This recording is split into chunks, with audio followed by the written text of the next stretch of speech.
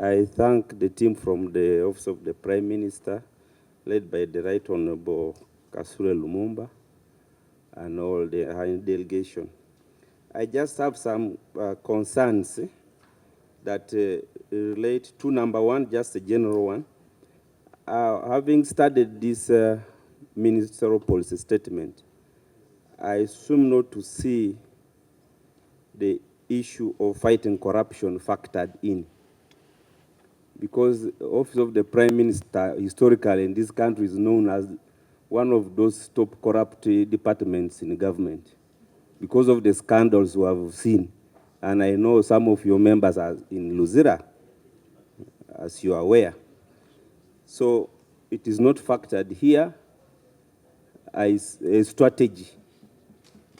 Being coordinator of government programs, you need to have factored this. I only see you talking about monitoring and evaluation, but you are very silent on a very dangerous animal affecting Uganda today.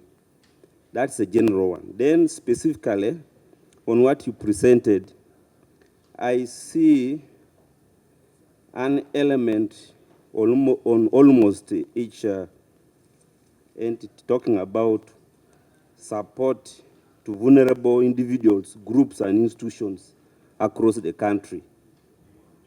Who are these vulnerable individuals and institutions? Why is an institution vulnerable? And where are they? And who identified them? Because Prime Minister herself, the amount totaling to 7.8 billion. First Deputy Prime Minister, 532.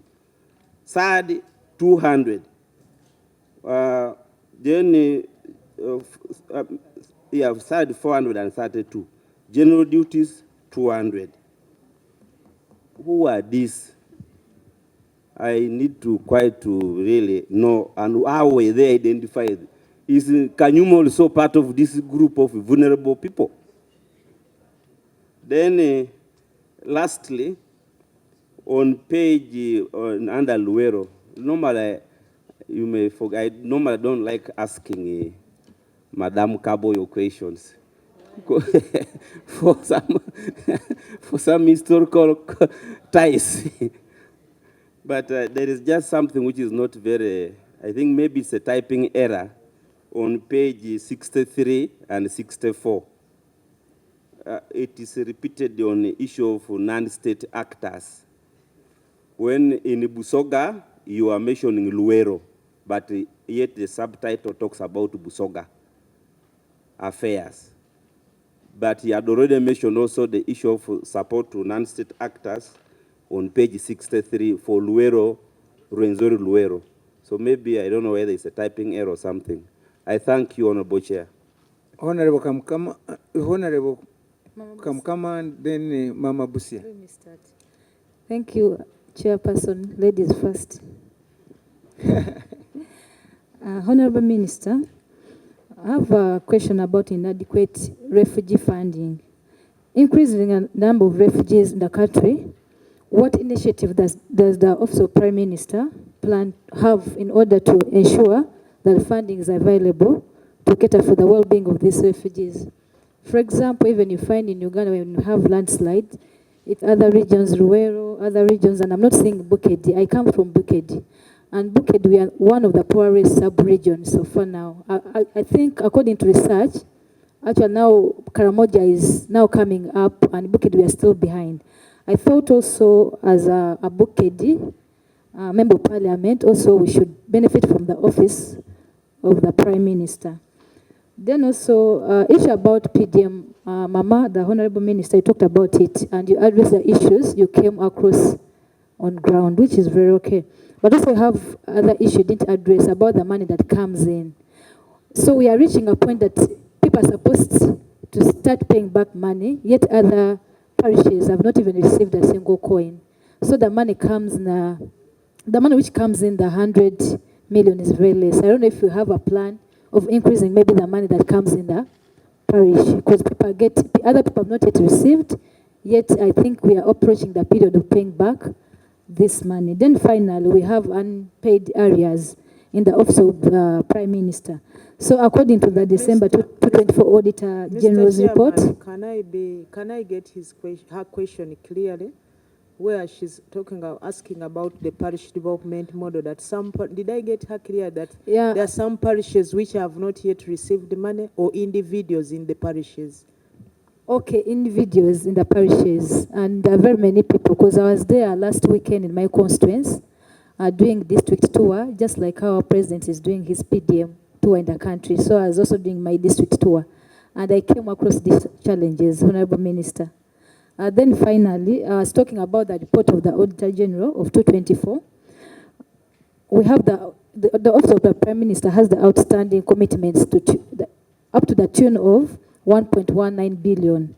So how is your office planning on paying these areas to avoid other arising issues for this non-payment of services already consumed? So I'm just wondering, how are we going to handle it? As the office, how are you going to handle it as the Office of the Prime Minister? Thank you. Honorable Kangwaje. Okay, sorry. Mr. Chairman. Mr. Chairman, I don't know whether, Right Honorable Prime Minister, whether you have this Bible.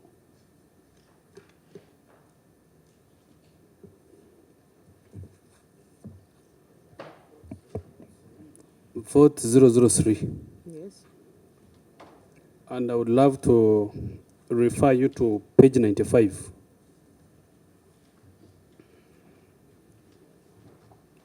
On the allowances. Honorable Chair, the output is proposed to experience 90.5% increment on the allowances from Ugandan shillings 2.297 billion appropriated in financial year 2024-2025 to Ugandan shillings 4.376 billion, reflecting a proposed increment of Ugandan shillings 2.07 billion. I wanted to know the justification for the proposed increment on the allowances, if there is any justification, so that we can be able to understand and we align this, and it is possible for me. I know it is possible you can do that. Still on that very page, there is an issue on travel abroad. Travel abroad. I think I can read you the code, item 2227002. There is an increment of 34.8%. Can we also understand the justification for this? If it is possible, then we see how best we can really help each other. There are very many issues, but allow me to thank the presenter, because all the issues were highly, really highlighted. But, Mr. Chairman, this issue has been coming. When you see the affirmative programs, these people are less funded. And the areas are very, very big. For instance, like Karamoja. My uncle, our brother, has told you how they are suffering. And challenges on ground, you can easily touch them. But they don't receive anything. They have given you all the activities and the monies that are required. Zero money. How do we expect them to perform? For instance, my aunt here, Madam Alice. When you for this page, this is page 63. They have a program or a plan of 4 residential houses for needed civilian veterans to be constructed. The program is clear, the activities are very seen and everything is there, the budget is clear. When you go to Ministry of Finance, what happens? What do they tell you? And for us, we are ready to clear you. Because we know that these things are on ground. The veterans are there. They are suffering. We know what happened in northern Uganda, Honorable Chair. We know what happened in northern Uganda. People were killed. Some are left there. They know that there's this office, but no money. What do we do? I think it is high time for us now to sit with the Minister of Finance. If these offices are not really of any help, we have another program for them. But to me, I think it is high time for us to support them. They go and work, they help our people, because they are very, very important. I thank you. Thank you, Honorable Kangwaje, for raising those very pertinent issues. Honorable Jessica. Presentation. Office of the Prime Minister, we are so glad for the efforts you have put to have Nusafo and Dr. Deep. Yes. And it's on. Yes. We are so grateful for the feedback on Dr. Deep 2 and Nusafo. We have been praying for this, so we thank you for all the efforts you have put.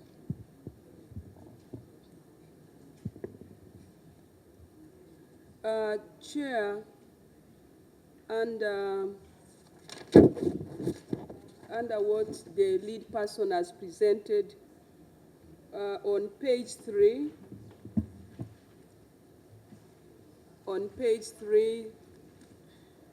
under the achievements, support to disaster-prone areas, the people of Adjumani made a request for assessment of Arinya P, specifically at Elegu Bridge. I hope the staff are here. They made the district to write, communicated to the district, but up to now, assessment has not been done. And rain has begun. Soon, people are going to lose their lives and property. So I request that this is taken up in this time before people die. A whole parish, a whole sub-county is affected. Chair and members, Northern Uganda, at least for the last financial year, we were on 5 billion. Now we are on a 3.2 or 3.3 billion. Chair, relating this to NUSAF 2 and Dr. Deep is not fair. Our region is so big. We had activities in relation to support to parishes, support to vulnerable homestays. We will pray that this gets supported because we know what has happened in northern Uganda. And in relation to the poverty levels, we are still hit badly. Under northern Uganda, there's provision for civil renovation of Gulu Referral Hospital. Adjumani district is the second having the refugees. But the hospital is about to collapse. I don't know whether Prime Minister's office is aware. We have raised it severally. There are a lot of cracks. It's not enough. Babies are delivered, but mothers and their babies do not have space. So as we work on this in Gulu, we appreciate it and support it. I'll propose that the Office of the Prime Minister takes this up. It is so horrible. Babies sleep out. You can imagine now what is happening in the rain season because there is no space.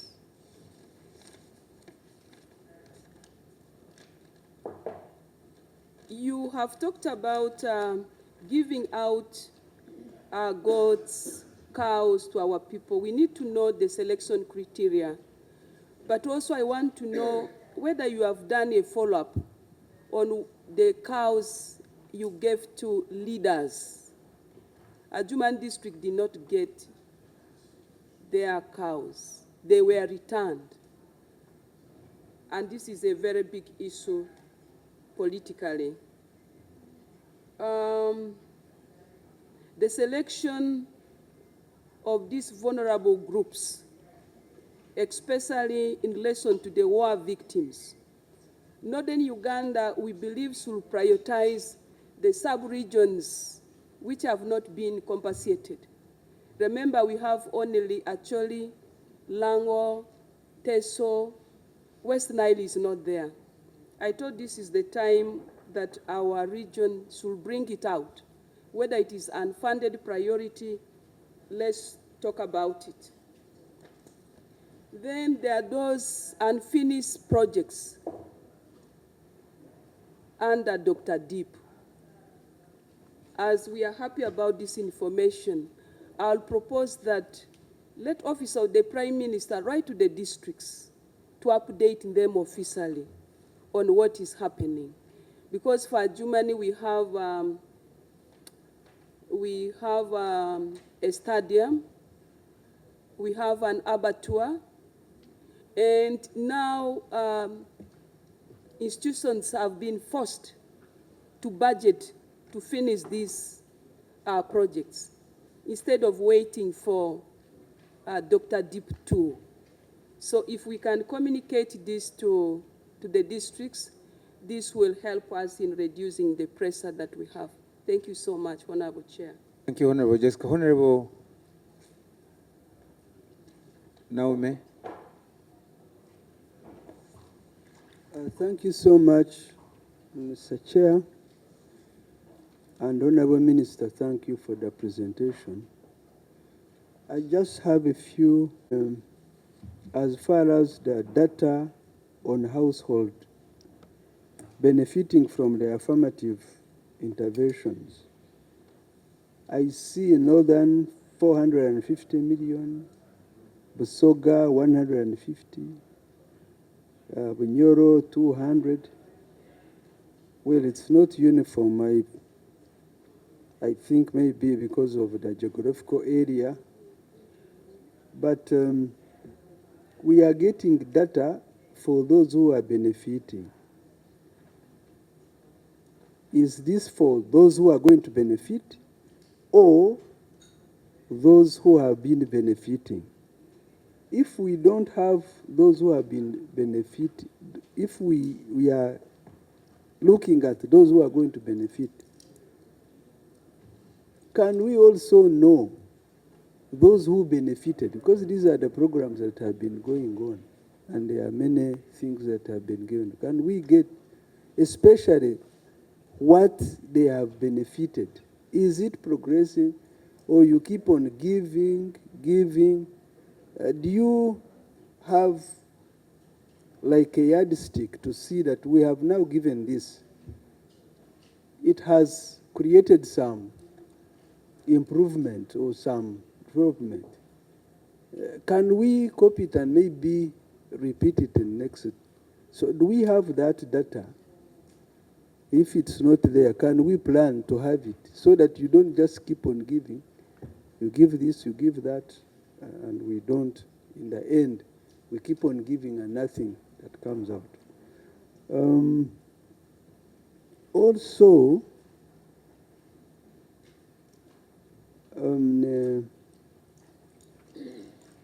there is something I've seen in number 5 and number 9. I think it's in Karamoja. Number 5 program and number 9. It is to do with, I think it was a meeting for security. Isn't it a duplication? Today the same. What is the difference between number 9 and number 5? I think it was in Karamoja. Then also the seeds. The seeds that you intend to procure for Karamoja, there's one time we saw, I think they are giving seeds for yams, seeds for dodo, things. I think it would be good to get seeds that really benefit other people.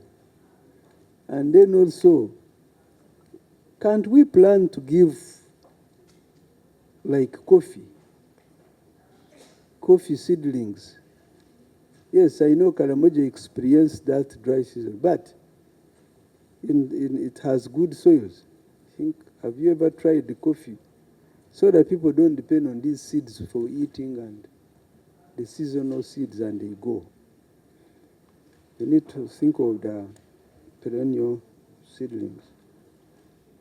Then also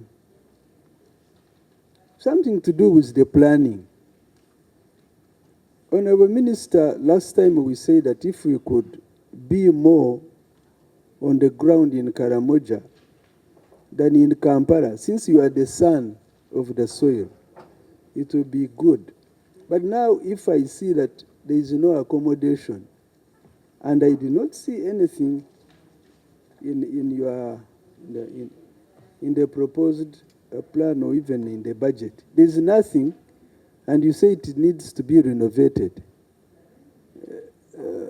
Did you really people plan, or you planned the other way around? Because I thought accommodation would be a priority, and then these other things come on. Because you need to be in an area so that you can plan better these meetings, visitings.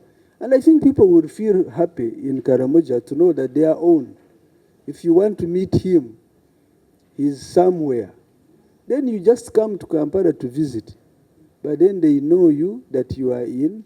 But so I thought the planning would be to work on this house and the office than now working on these meetings. You are going to have meetings. Then after that, you go to your home. People, I think, want to see you. There should be a difference between someone who is of the soil vis-a-vis someone who is to come from Mbare or other areas. Because I understand, because I'm talking from the background of the Karamajong MPs, who are crying that they should give them their own.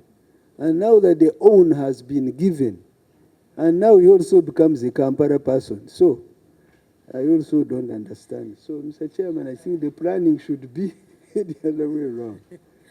Thank you, Mr. Chairman. Office in northern Uganda and you have accommodation there, both office and home accommodation. Even Teso, even Bunyoro.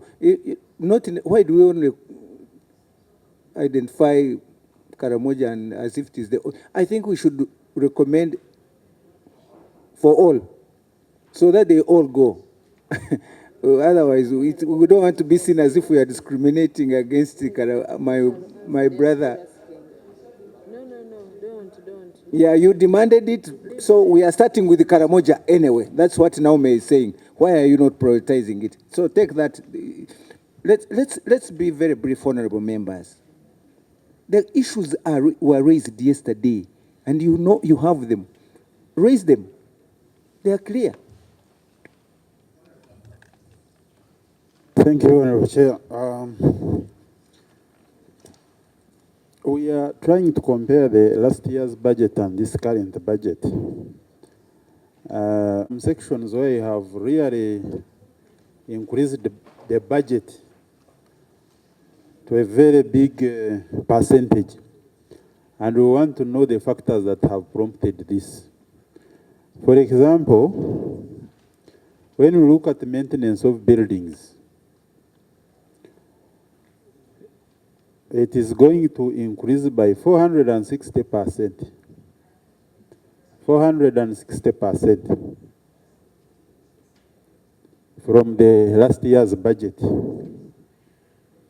Because last year's budget was around 0.1 billion. It is going to be 0.56. So what are the factors? Secondly, The other issue is on rent. Rent is going to experience an increase of 245%.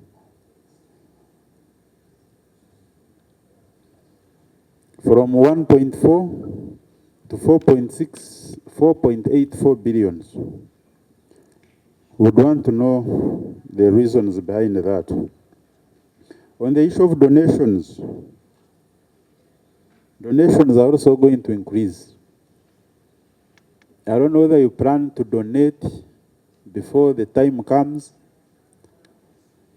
Huh? Why are you increasing donations from 7.5 billion to 8.064 billion? And what are the items that are included in that? Honorable Chair, when you look at the budget for the third Deputy Prime Minister and the deliverables she's going to put forward in the next financial year, they are worth 0.4 billion.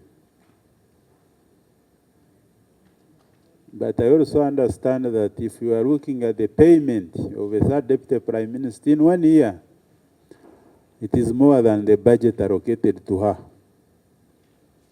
Are we utilizing that office really properly?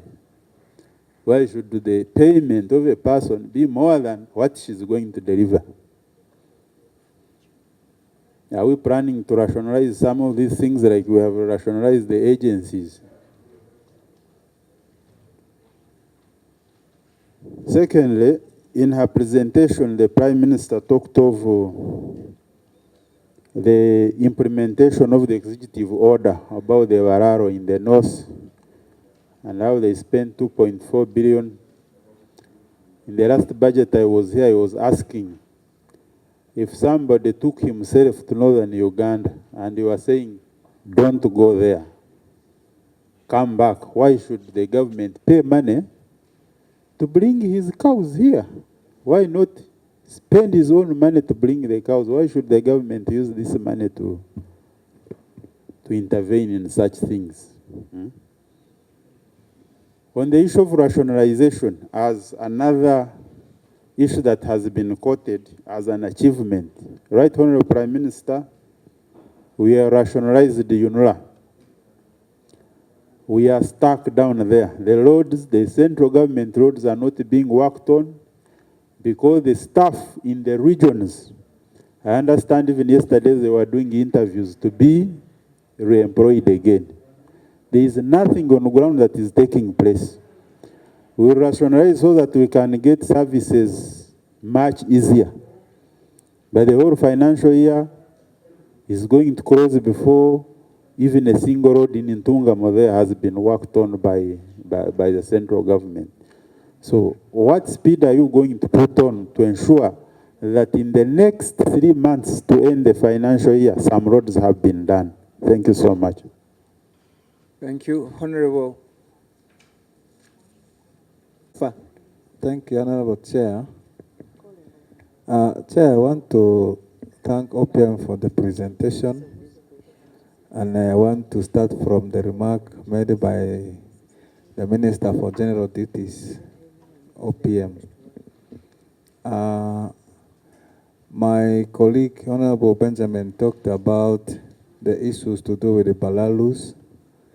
And from here, I'm seeing that she said there was 2.4 billion for implementation of Executive Order number 3 in northern Uganda, which, to my understanding, Balalu is a part of it. Honorable Minister, much as we talk about this, but we still have a lot of challenges. Balalus are all over. Now in Germany is the order of the day. So we don't know where the implementation is taking place exactly in northern Uganda, because we have seen a budget here for the implementation, but in other places we have not seen even the programs for government to go and talk to these people here. And they are everywhere. Every day we have a number of animals being paraded to the sub-county headquarters and district headquarters. But we are not seeing anything.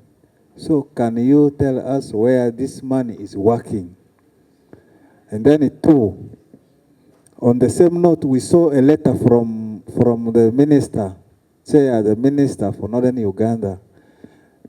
He wrote to the local government instructing them to provide the list of those who are affected by Balalu activities in each district. I saw that letter, if I'm right. So we are seeing a budget of 2.4 million. What is the minister going to do with this list? Because if this is the budget, and every district has a number of citizens who are affected by Balalu activities, where are we going to get the budget? Because we are here talking about what we have and what we are going to have in the next financial year, but we have not seen figures here. Chair, on the issue of monitoring and evaluation, we want to thank OPM so much. We know they are doing a lot of work, but we want to see you expanding your monitoring in every local government. My senior elder here, General Masiko, was in Imoyo of recent. And personally, being a neighbor in Imoyo, we have seen a lot of things happening. Like in one of the sub-county, there was a construction project which took some years, but up to now is not complete. A health center which is supposed to be finished within 6 years is still in a state which you cannot imagine. Therefore, OPM, we ask that, much as you are doing a lot of work, but can you help the local government in terms of monitoring of government programs? And then maybe, lastly, Chair, we have a lot of activities Office of the Prime Minister is undertaking. We have donor funding, Dr. Deep and INOSAF. If you go to districts that implements Dr. Deep projects, you'll really appreciate, especially in the areas of infrastructure, schools, health centers, and roads.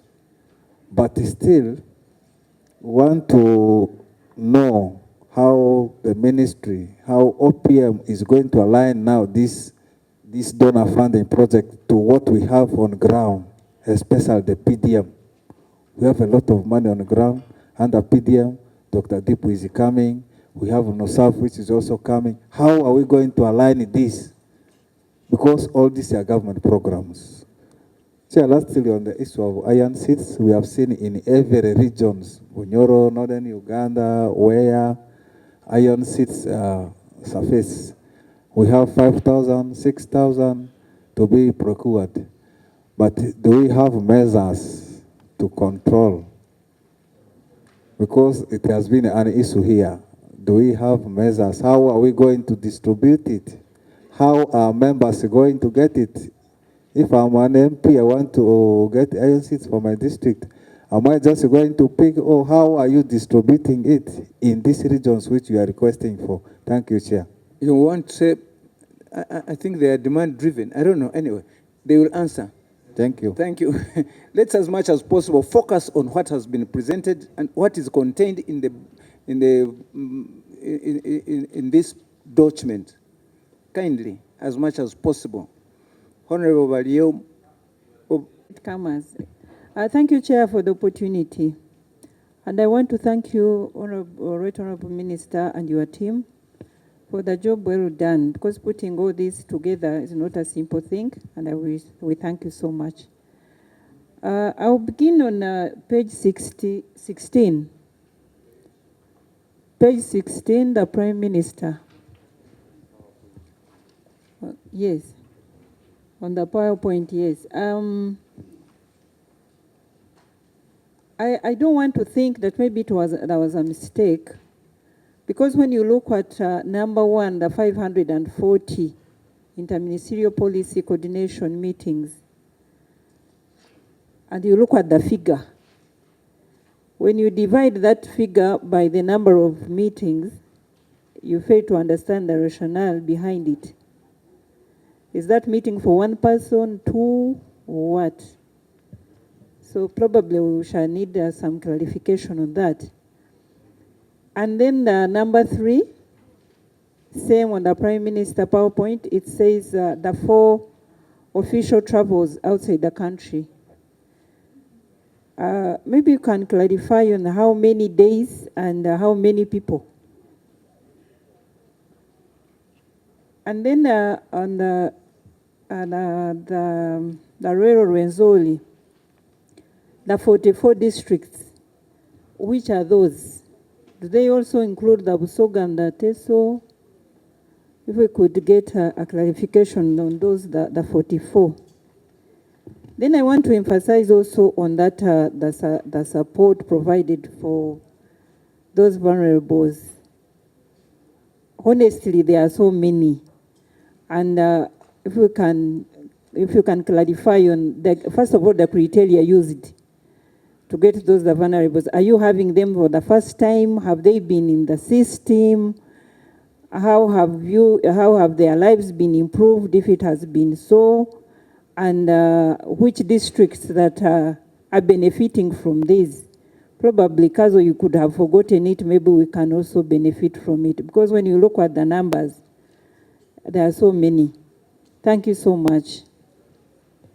Thank you, Chair. Chair of General Duties, on page 3, she said that Uganda has a total of over 1.7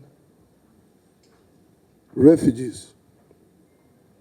And the greatest challenge here is the refugee management. The issue of refugees is becoming a time bomb, particularly here in Kampala. A time bomb. Because of the policy of social cohesion, these refugees have mingled with the Ugandans in the communities, and because they are supported with monies, they have gone on to take all the jobs, particularly in the formal sector. When you go to Kansanga, people have left their houses. Ugandans have nowhere to stay. You go to Kansanga, Eritreans and refugees from Sudan have taken over the entire area. They are doing businesses like Boda Boda, businesses like Butchery, businesses like Saloon. And there is growing tension in these areas. I think for those of you who have passed there, you realize. So we need to know government's approach in handling that. And the PS presentation on page 12, he talked of the shared items, utility services, rent. Which vote are we going to consider these? Because they said they don't have these in their vote. So which vote do we have these? Chair, when you look at the presentation still on page 62, TESO affairs. Chair, considering that we are using the program budget approach, construction of schools, classrooms, classroom blocks, VIP latrines in schools is a mandate of Ministry of Education. So if we are in the program-based approach, these must go to Ministry of Education and not Prime Minister's office. I would like to know, on page 24, we have a new position, to me, which is very critical considering the details. The Deputy Head of Public Service. Chair, we want to know the terms of reference for this job. The terms of reference for this job. But I am happy that we are going to now consider performance contracts. This is the way to go. Rwanda is the same, and there has been a stride made. Performance, but I also pray that it trickles down to the lower levels. In Rwanda, if you don't score, there are parameters, measurable parameters. If you don't measure, if you don't score 70 and above, your contract is terminated. So here, what are the measurable parameters to ensure accountability and transparency? We want to know. Otherwise, it's a good approach. On the Chitezi, one of the achievements the minister claimed was the Chitezi landfill reclamation.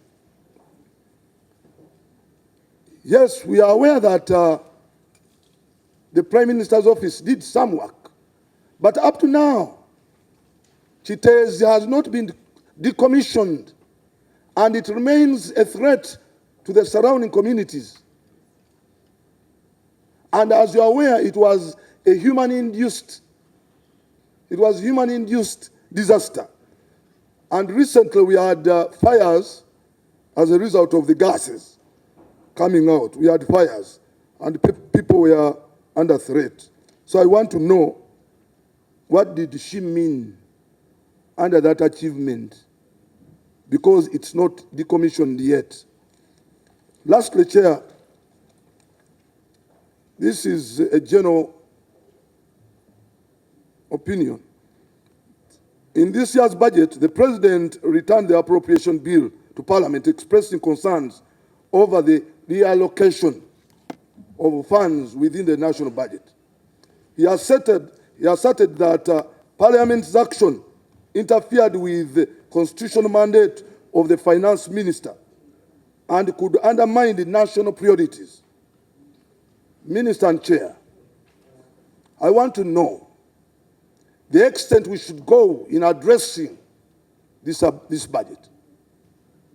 Don't we have a right of altering priorities if there are those priorities that are critical, and we believe that those are more critical? Don't we have a mandate of making some alterations? I end there, Chair. Thank you, Honorable Kawaria. Thank you, Chair. Other colleagues, to me, this looks, when you look at the way how money is being circulated within the different offices of the Prime Minister, the First Deputy, second, it's like a cash bonanza. We expect to see tangible projects being planned at this moment. We have issues of compensating, of working on the refugees. Even right now as we are speaking, when you look at the Otageno's report of 2024, we still have challenges over land ownership. There are cases that are in court. I do not see the Office of the Prime Minister planning for this money. And the chances of us losing these cases are very high. So we need to receive a plan from the OPM on how they are going to handle these cases so that we don't have issues of litigation. Another issue that we have always raised is this allocation of funds to the government chief whip. We all believe that the lead of government business in Parliament is the Prime Minister.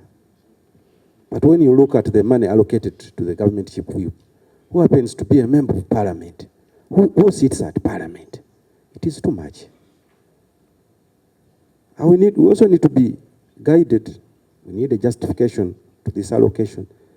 We have been raising this issue every time we are having these budgeting processes. But we have never received a concrete explanation on how this too much money, approximate to 2.148 billion, is going to do.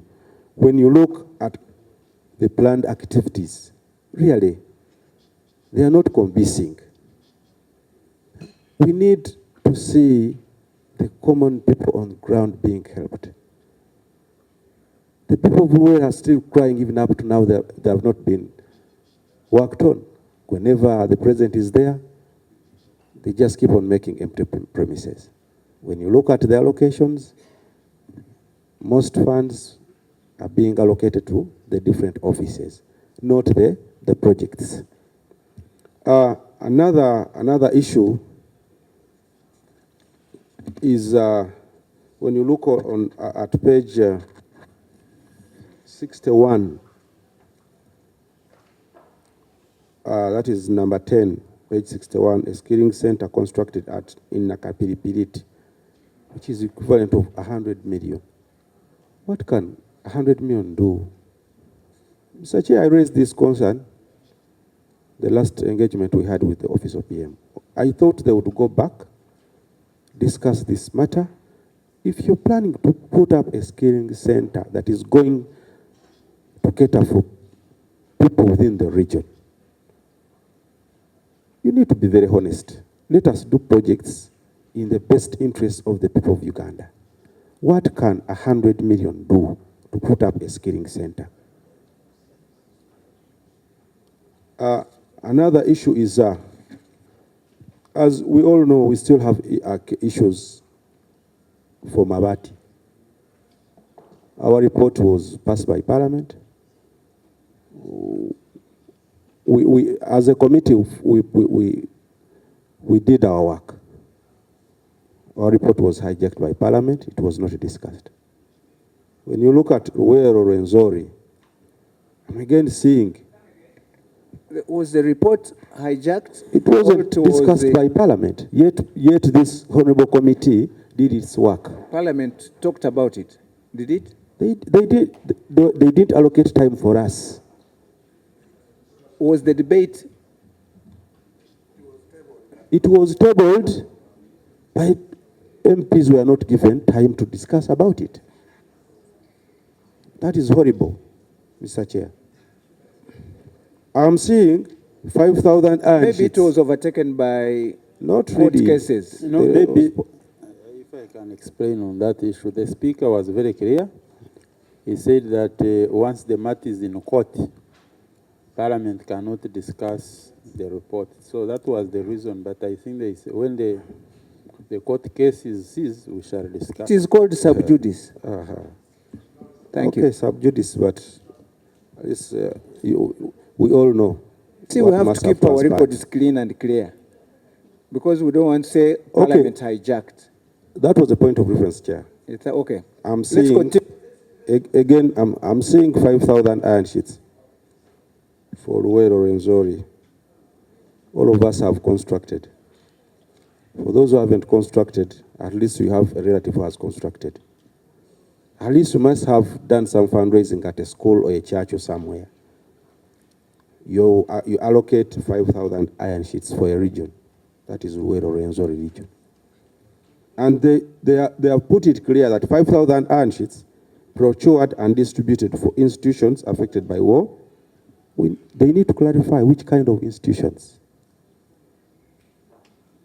Are they schools? Are they churches? Are they skilling centers? We need to be very clear, because we don't need to get other scandals where we shall see members of this seated here on the floor. Some of them, even up to now, they are those ones that some of us used to respect who are culprits, and some were invited before the committee, they never appeared. Let them clarify which kind of institutions where they procured 1,000 iron sheets, so that when we are there on the ground, we can explain to our people. Mr. Chair, colleagues have talked about the issues of refugees, but my concern is on the disputes on land acquired by OPM in Kasese and Chiliandongo. We need to understand what has OPM done to resolve these land disputes, because there are disputes there. We need to understand what is the status of the disputes that are in Kasese and Chiliandongo as far as the land that was acquired to settle the refugees. I beg to submit.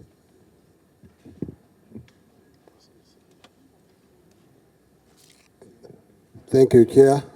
I just want to thank the Minister who has led the team and for the presentations. hold on, you will be given. Entail what donations to who? And this is billions. What's the composition of these donations? As a committee, we need to understand. Can we break it down to understand what? Because now the nations have gone to 8 plus billions. Can we break it down? What are just donating 80 billions to somebody donating 8 billion, and we know the big powers of this country. Everybody is donating. The country we are donating. We used to see only the president, but it's fashionable now that where there is a big person, there is a donation, and it's going back even to us. People expect that you either have money which you're given to donate, which we don't have. We want to know what is this donation. What is this donation? The outputs, I looked at the outputs, we see the output, when you look at the output for the first deputy prime minister, second deputy prime minister, third.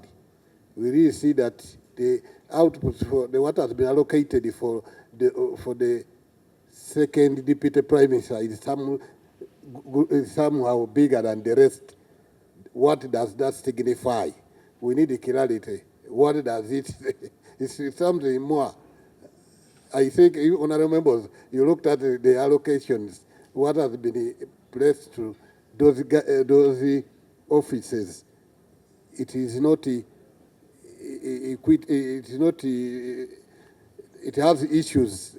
The other are allocated less, these ones more, and what have you. We need clarity over that matter. And then we have outputs targeted to, some money targeted to offices.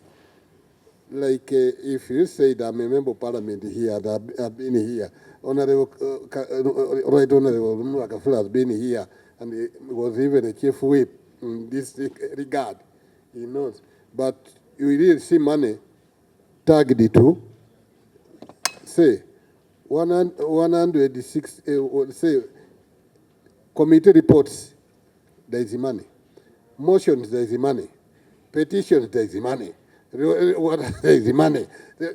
Now, tell us really, if we are doing a budgeting and we are really Ugandans who are leaders in this country, how does just a motion attract money? We want clarity. How does it attract money? Legislative agenda, how does it attract money? Some money is allocated to this. Now, Right Honorable Asweru Mumba, the mandate of the Prime Minister's office is to coordinate, monitor, evaluate, and do mobilization. It has been raised by Honorable Barimwezo, but he didn't put it right. I want to emphasize, how does it now go into construction, war, all those ones? Don't you think there is a problem there that requires the big powers to align and streamline the operations of these ministries? It is a concern of the committee. If the mandate is very clear, where does construction of classrooms, I even saw the standard gauge rail somewhere, which is a mandate of Minister of Works. How does the office of Prime Minister also really be part of that arrangement? Those are the issues. We want to make sure that the agency, Prime Minister is responsible for coordination, and should not be discoordinated. It must be very, very coordinated more than other agencies, OMDs. Thank you, Mr. Chair. Yes, Honorable Dennis, kindly introduce yourself and make a contribution, a quick one. Coming late. I was out due to unavoidable circumstances. I want to thank very much the Right Honorable Prime Minister, the ministers and colleagues. Honorable Chair, my concern is on only one item, that is low funding to affirmative action ministries. Honorable Chair, can I proceed? Honorable Chair, it perturbs me a lot whenever I look at the budgeting processes of the affirmative action ministries. The funding is always very low. To say the least, I can say it is dwindling.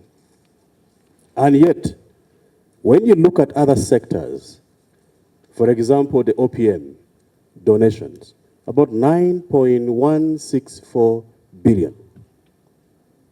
Then if you come to affirmative actions, affirmative action, to me, it is slowly by slowly losing value because it is not being put into considerations.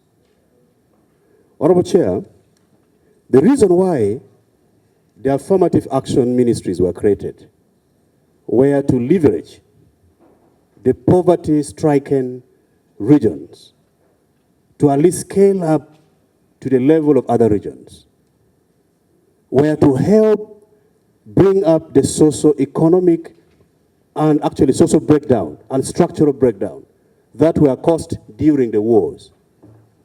That was specifically why the affirmative action ministries were created.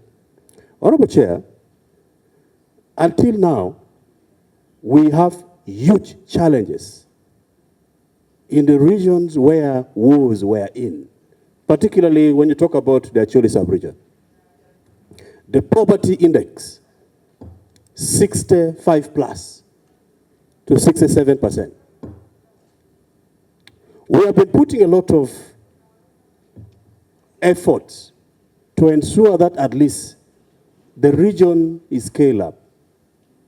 But if the budgeting processes does not consider this region that has issues, then it loses meaning.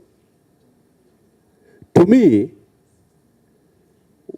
even the cattle compensation, by the way, should have been under the Ministry of Affirmative Actions.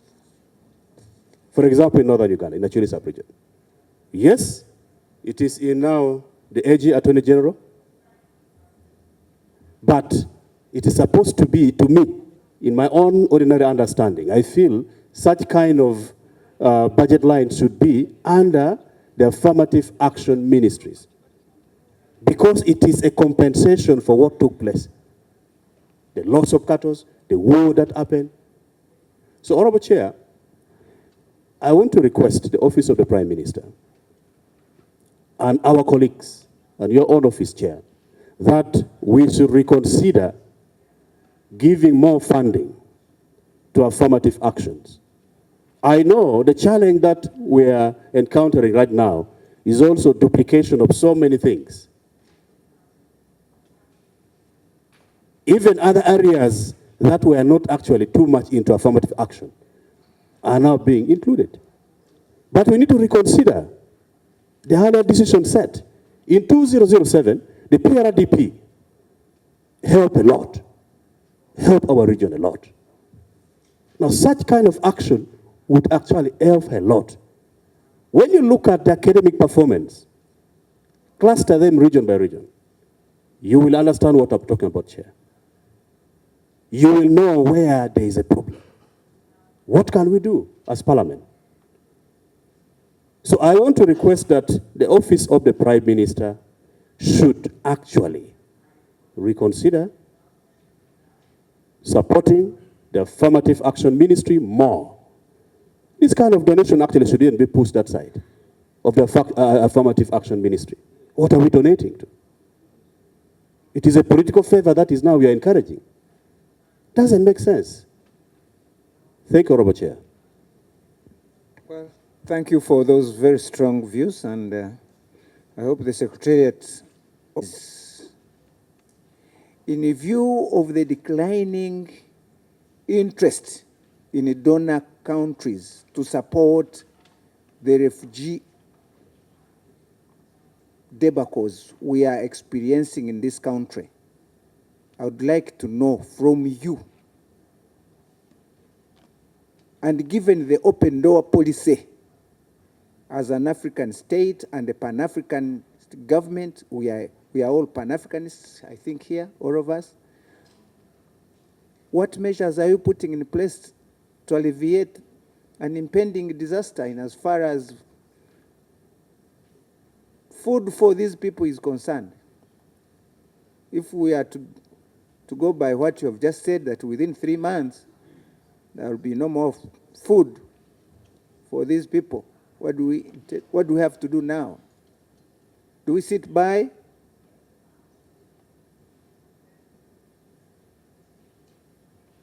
Maybe would like to know, and people would like to know, and every other person concerned would like to know what next. Issue Karamoja. I'm sure you are there when His Excellency the President visited your area, actually Abim district. He did pledge, he did direct that compensation be made to those people. I didn't see even a shilling about that component, Abim. And this is a directive from the President himself. And I've just been reminded. Kindly, Bwana Permanent Secretary and the Right Honorable Minister, go back and review and see where to put that, to pick that money from, or you leave it to us and we do it for you. Today or tomorrow, Abim has to be there under Karamoja, as directed by His Excellency the President. I will not give more details.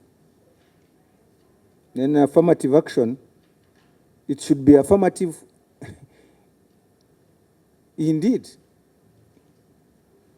We just don't talk about it, and we are waiting for NUSAF, we are waiting for Dr. Deep, I hope it comes. But we should, I can see here, maybe in the future you need to go a little bit as far as your plans are concerned. When you say first Deputy Prime Minister, 500 million.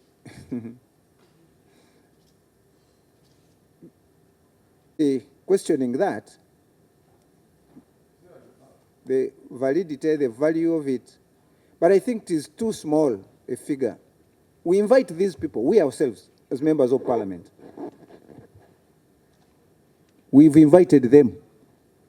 And I'm sure we are going to continue inviting them.